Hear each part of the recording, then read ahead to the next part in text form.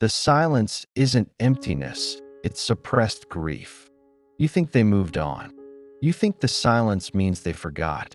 You think that because they don't reach out, because they don't chase, because they don't speak your name anymore, it must mean you didn't matter. But the truth is, their silence isn't emptiness. It's a container for everything they don't know how to face. Avoidantly attached people grieve differently. They don't grieve in public. They don't grieve in words. They grieve in the way they avoid the street you used to walk together. In the way they close the tab when your name appears on social media. In the way they sit with friends, smiling, while every laugh feels a little thinner than before.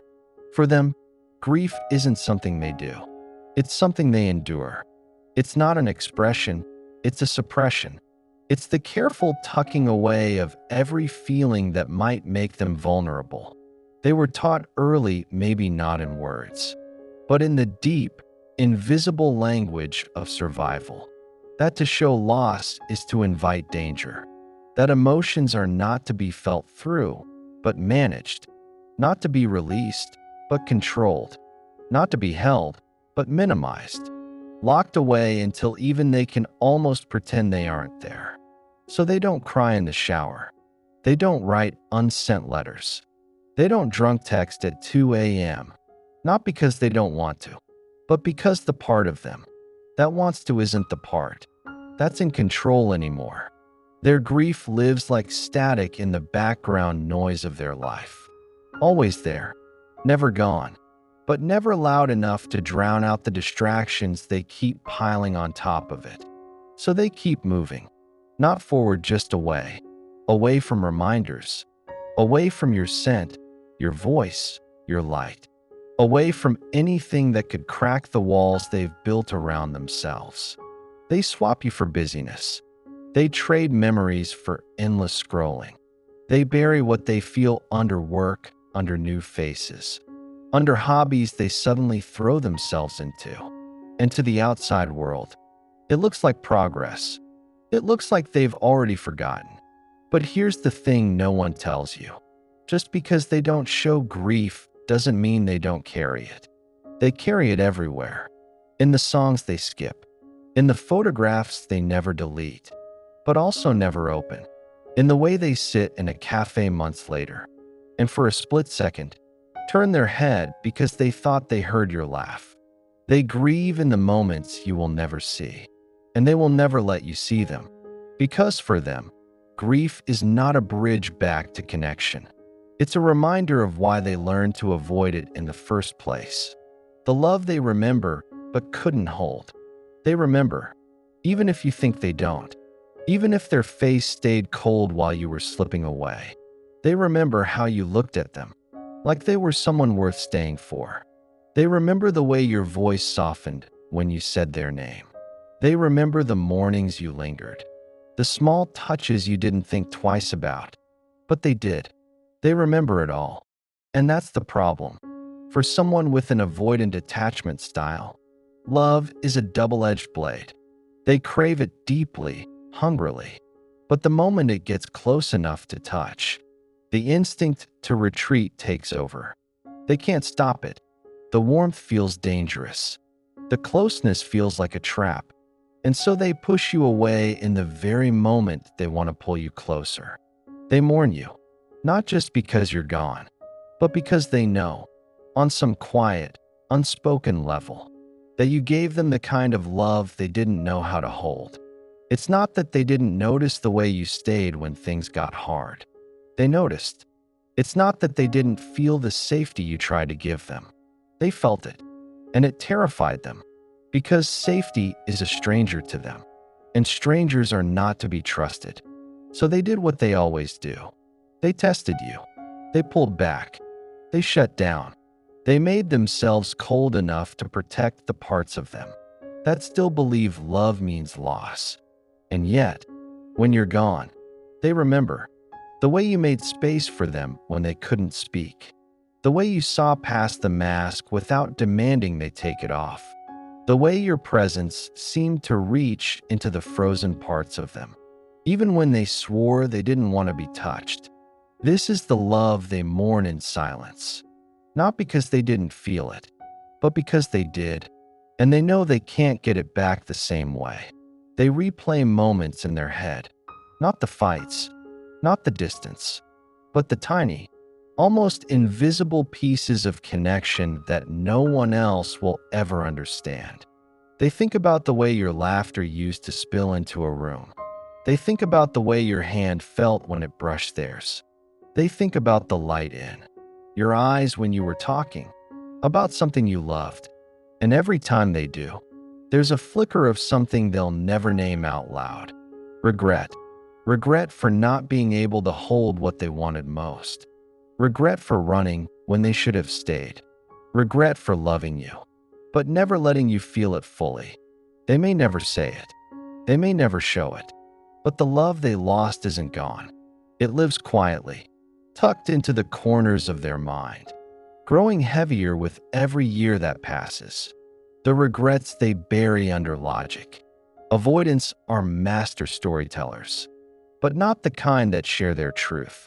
The stories they tell are built for survival. They use them to make sense of their actions, to smooth over the rough edges of what really happened, to turn chaos into something that feels controlled. When you left or when they made you leave, the real story was grief. It was loss. It was love they didn't know how to keep. But the story they told themselves?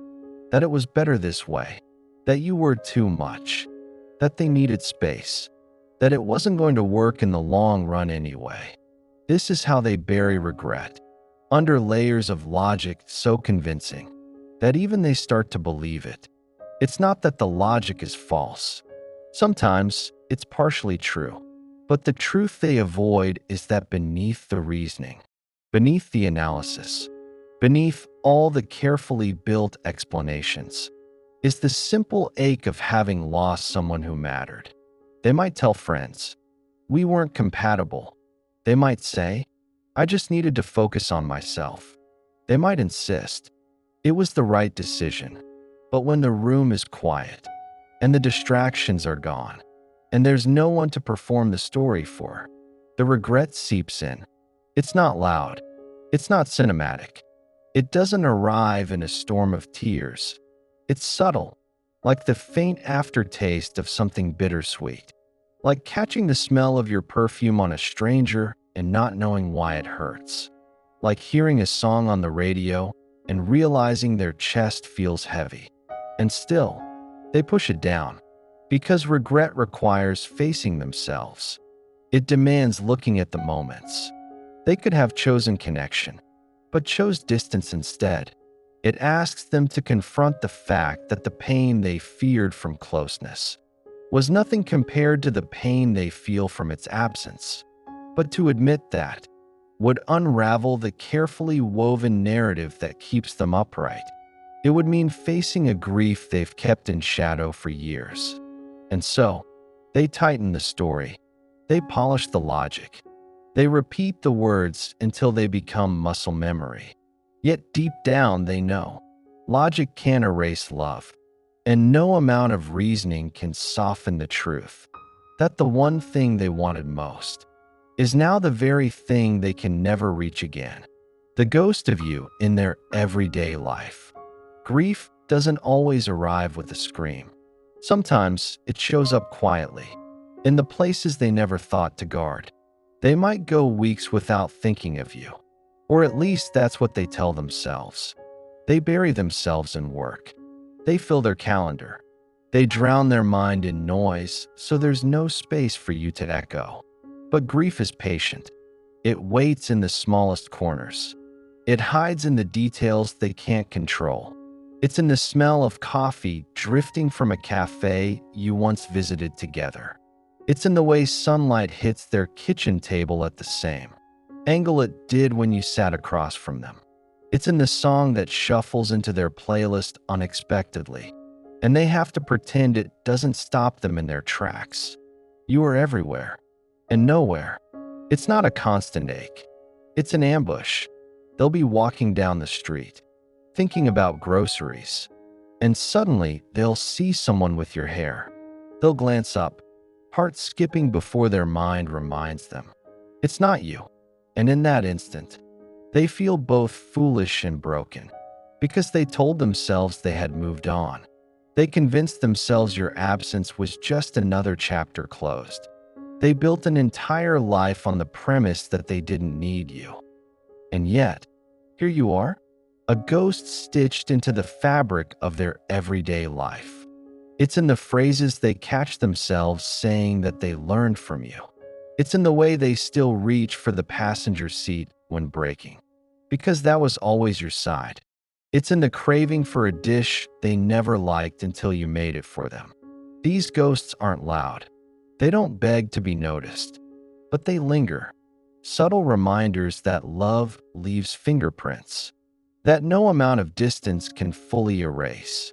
An avoidant might never admit this out loud, but in these moments, they are forced to face the truth. They didn't just lose you. They lost the version of themselves that existed only in your presence. And no matter how much they hide behind composure, no matter how cold they can look from the outside, those quiet, ambush moments remind them of a reality they spend their whole life trying not to feel. That some losses are not loud, but they are permanent. Why they mourn in silence and never tell you. Avoidants don't grieve like other people. They don't post about it. They don't call a friend in tears at midnight. They don't confess it in late-night messages they'll regret in the morning. They grieve in silence, not because the pain is small, but because silence is the only place they feel safe enough to feel it all. To them, vulnerability has always carried a cost. Opening up means exposure. Exposure means risk. And risk means hurt. So when they lose you, they keep their mourning locked behind closed doors. Sometimes even from themselves. They'll bury it in routines. They'll disguise it as busyness. They'll wear detachment like armor, even when it's weighing them down. The truth is, telling you they miss you would mean admitting they needed you. It would mean showing you the raw, unprotected parts they've spent a lifetime covering up. It would mean giving you the power to hurt them again. So they say nothing. They let the world believe they've moved on. And maybe, in some ways, they have. But their grief is not gone.